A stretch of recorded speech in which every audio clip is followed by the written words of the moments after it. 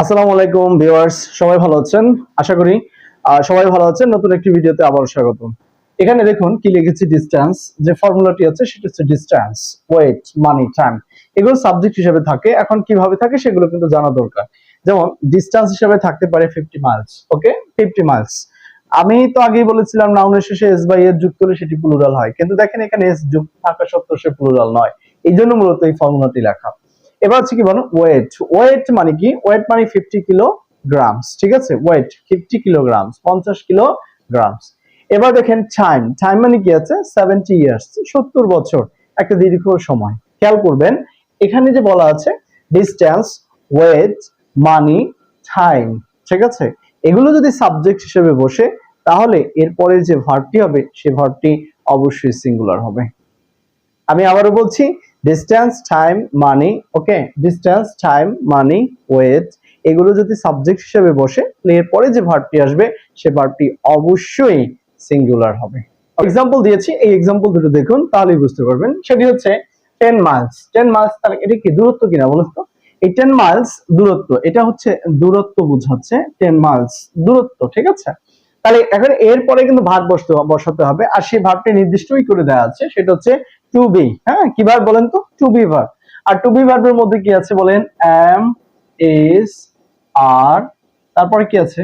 ওয়াজ, আর একটা হচ্ছে কি বলেন? ওয়্যার। ওকে, তাহলে ভার্ব কি হবে? সিঙ্গুলার। তাহলে দেখতে হবে এর মধ্যে সিঙ্গুলার কোনটা। আচ্ছা, আর এটা হবে না কারণ আর হচ্ছে প্লুরাল। ওয়্যারও হবে না কারণ ওয়্যার হচ্ছে প্লুরাল। তাহলে বাকি যে তিনটা আছে এম, ইজ, ওয়াজ, এটা কিন্তু সিঙ্গুলার, সবই হচ্ছে সিঙ্গুলার। তাহলে এই যে সিঙ্গুলার গুলো আছে এগুলোর মধ্যে এই তিনটা কি হবে?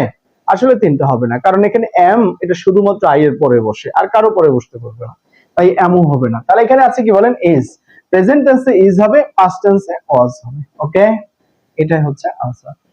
আর এটা এই যে 10 মাইলস, এটা যেহেতু একটা ধ্রুব সত্য কথা, ঠিক আছে, এই জন্য এখানে ওয়াজ হবে না, কারণ এটা চিরন্তন সত্যটা পাস্ট টেন্স হয় না।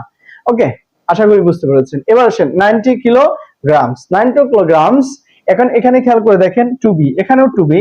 তাহলে কি হবে? এম, ইজ, তারপরে কি? আর, তারপরে কি আছে? ওয়াজ, তারপরে কি? ওয়্যার। রাইট। তাহলে এই 10 কিলোগ্রাম যেহেতু এটা সিঙ্গুলার, তাহলে এরপরে প্লুরাল ভার্ব হবে না। তাহলে আর হচ্ছে প্লুরাল হবে না, ওয়্যার হচ্ছে প্লুরাল, তাও হবে না। তাহলে বাকি থাকে কোনটা বলেন? Is, was, M. এম হবে না কারণ এম শুধুমাত্র আই এর পরেই বসবে। এখন দেখি ইজ অবশ্যই হতে পারে।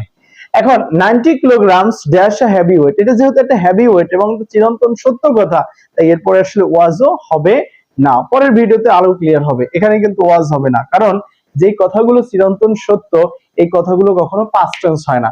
যেমন আপনি কি কখনো বলবেন honesty is the best policy? এটাকে না বলে বলবেন honesty was the best policy. অর্থাৎ কি আপনি কি কোনোদিন বলবেন honesty was the best policy? অর্থাৎ অনেস্টি, সততাই মত বা উৎকৃষ্ট পন্থা ছিল, নাকি এখন নেই? অর্থাৎ honesty is the best policy, এটা অতীতেও ছিল, এখনো আছে, ভবিষ্যতেও থাকবে। ঠিক আছে, এই জন্য অনেস্টি কখনো ওয়াজ হবে না, অনেস্টির পরে ইজি হবে। আর ঠিক এই ফর্মুলা থেকেই এখানে 90 কিলোগ্রামস এর পরে ইজ হবে, ওয়াজ কখনোই হবে না। আশা করি বুঝতে পেরেছেন। সবাইকে অসংখ্য ধন্যবাদ।